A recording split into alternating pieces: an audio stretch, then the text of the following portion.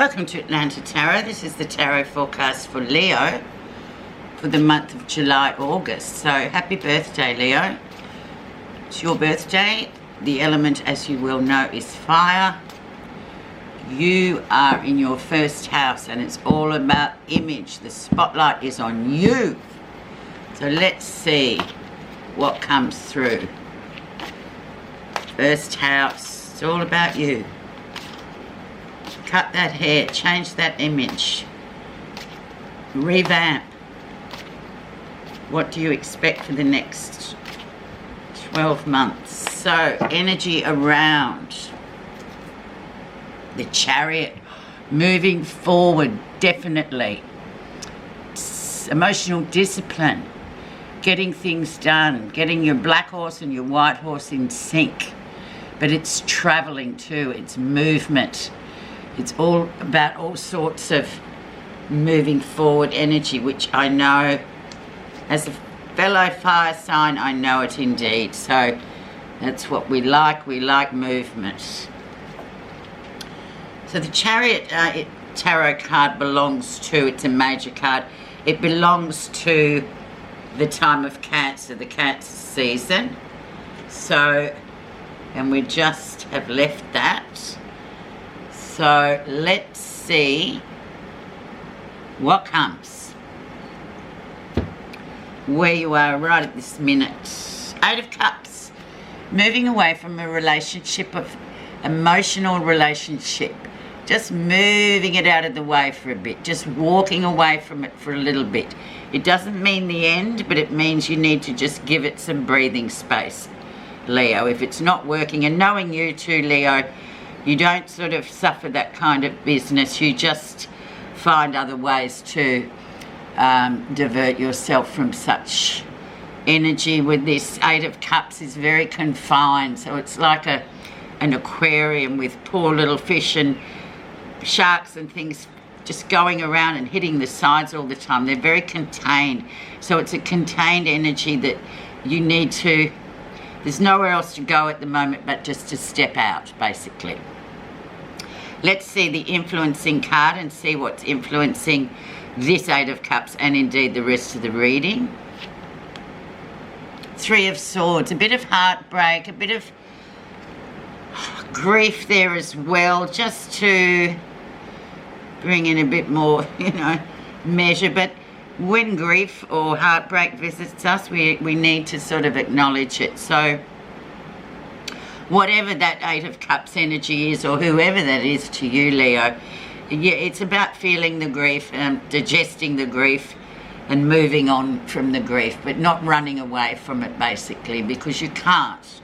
Because every now and again we all have grief visits us. It's just a part of life. It's like losing the loss of someone that you love very much. So it's got a high quality with love. So we just have to feel it, don't we? So there you go. But that is going to be sort of overall, but it's for you to just to digest it and move through these 4 weeks with it, especially in your first house. It's about sort of dealing with that kind of energy.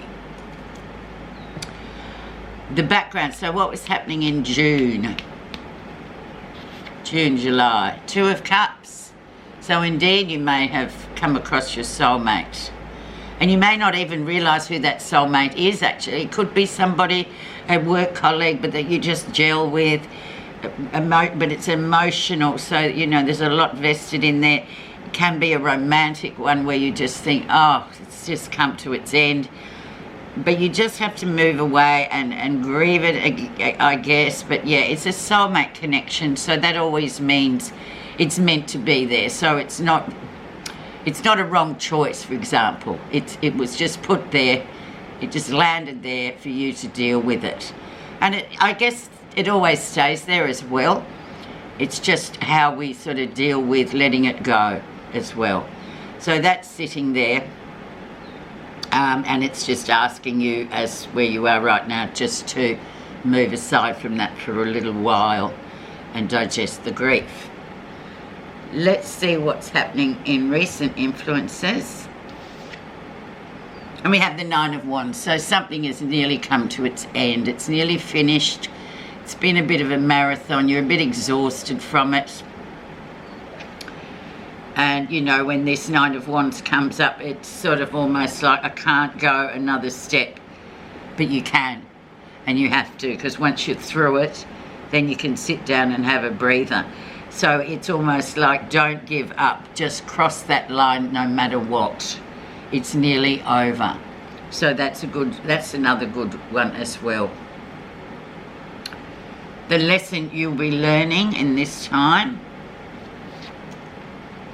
The Eight of Swords. So your personal power has got a lot to answer for here. So have you been giving your personal power away to this soul connection? Now you need to move away. Now you feel sad. It's nearly over. So yeah, the Eight of Swords just literally means that you need to start saying no instead of yes, yes, yes, because that's when we lose our personal power. Because whoever you give it to, they possess it, and then you're left thinking, I shouldn't have done that, should I? No, you shouldn't. But then it's sort of, it's a lesson, so it's about learning that. It's about always keeping. And for you, Leo, your motto in the zodiac is control, and it's just part of who you are. So it's quite interesting that you've got that sitting here. So you may have had this past year a bit of issue with personal power and giving it away. So it's probably prompting you to say, well, you know, as from birthday on, just get it back and keep it, because it doesn't sit well with you to sort of be giving away your personal power.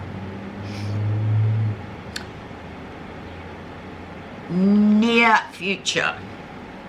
10 of Wands, and then you just go, okay, no more energy left in the tank.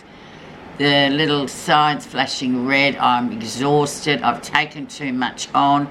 Another Wands card as well, so very familiar to the Leos who are fire sign people.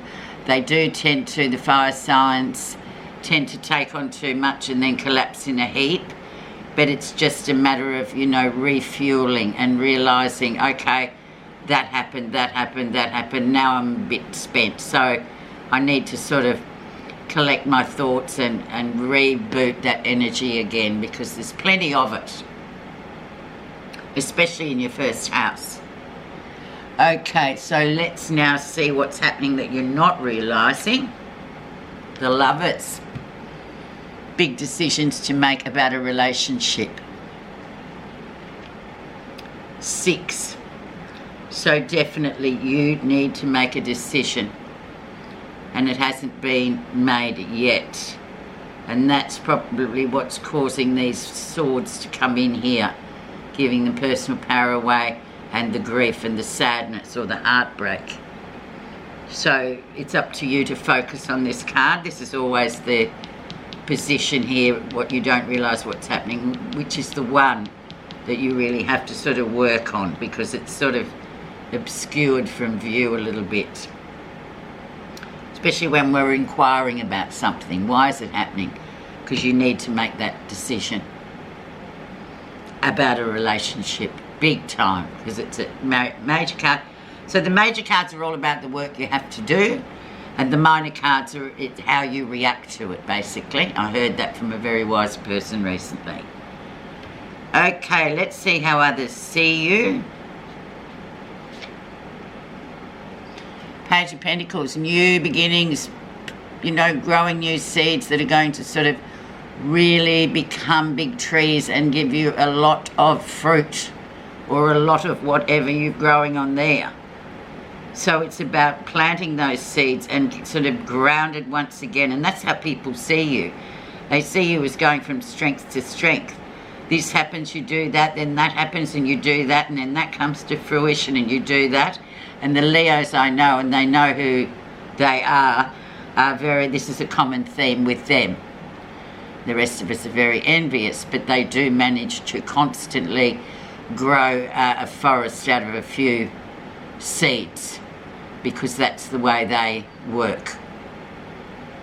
So a beautiful card there. So whatever you want to start, and really focus on for the next 12 months is definitely here for the taking, Leo. So focus on that. It's something that can really grow into something else of merit for you, and it's grounded. Positive feelings. Four of Pentacles. Hang on or let go. Let go. It's easier than hanging on. And it's not easy to let go, but that's what we have to do. It's kind of the Miser's card as well. It's about the person that saves all the money and just looks at the bank account and then is afraid to even spend a penny. And it's almost like, no, you've got to let go. You've got to spend. You've got to enjoy your life. You can't just sit there looking at something, you know, gaining and gaining. But also for relation, this is very much a past life card too. And because it's in positive feelings, it's almost like it's saying to you, just let go of it. So it's hard because it's sort of past life-ish. So it's extremely hard to let go, but you just have to do that. You have to do that, and I think you realise that. Of whatever is going on for you, Leo, and it will be. And once again, it's a bit of control. This is another control mechanism too, hanging on to something well after we should have let it go. Okay? So focus on that one as well, but you know this, so you're quite positive about this. Just let it go and see where it lands. Don't stand there with strictures because you've been hanging on to something and you literally can't move your arms anymore. Final outcome. And we have the moon, so we're not going to get to see what the final outcome is yet because the moon is hiding something. So there's something hidden. There's definitely something obscured from view. Very much the moon talks about our nighttime activities, our dreams, intuition, messages coming through in dreams. But it's also about things not being clear. We don't see too well in the dark. Things look differently at night time than they do during the day. Sometimes it's a good thing, sometimes not so good. But yes, something's obscured and we're not going to actually get to grips with it just yet. But I feel like if you follow the steps 1 to 10, you'll get to that point where it will eventually appear itself and you will say, oh, that's what was going on. So it's clear now I can absolutely see everything for what it is. Okay, so now I'm going to get my new Avalon cards, the oracles, and I'm going to put, because it's your birthday, so I'm going to put one on the lesson, which is the 8 of Swords, so the personal power, to explain that a bit more and clarify. And then I'm going to put one on the moon, which is really counterproductive, I know, because it probably won't. When the moon's there, we can't get a definitive answer, but I'm just going to see what may be sort of just a flicker of what's actually been hidden. I know it's cheeky, but we can only but try. Okay. So underneath, the clarification of letting go of your personal power is the B. So the B is luck, industriousness, and sweet victory. So the message: when the bee buzzes onto your path, it's a reminder that with hard work and a firm commitment to building your dream, a sweet outcome is assured. The bee is a symbol of luck, so expect miracles and your life will be victorious and sweet. Remember that you also create your own luck. Effort is essential as you progress along your path in order to make your dreams a reality. The bee is an industrious, busy creature that's always making honey. The bee gets busy and the honey will soon be yours. The bee is always a fortunate omen. Okay, that's that one. And this one, so underneath the moon, and we're being a bit cheeky trying to sort of decode that in your future into the final outcome, we have the Queen. It's yourself. Female energy. So the Queen is woman, fertility, feminine power, sexuality, friendships. Fertility, beauty, female sexual energy, earthly pleasures and friendships among women. The Queen summons you to bestow her gifts upon you so that you can revel in the beauty of life. The Queen appears to remind you of the importance of self-esteem, self-worth and holding your head high. Now is the time to set boundaries with others with gentle authority, yet try not to be isolated from them in the process. The Queen knows how to delegate authority when she needs to. Summon your inner Queen and ask for what you need. If you are inquiring about a specific female and your relationship to her, the Queen stands to represent her, which will bode well or not so well depending on which other cards flank her. This card also represents pregnancy, either as a metaphor or as a true miracle of life itself. The Queen is always a powerful omen and ally. Wow. So there you go, Leo. You can think about that. Happy birthday, and thank you so much for listening.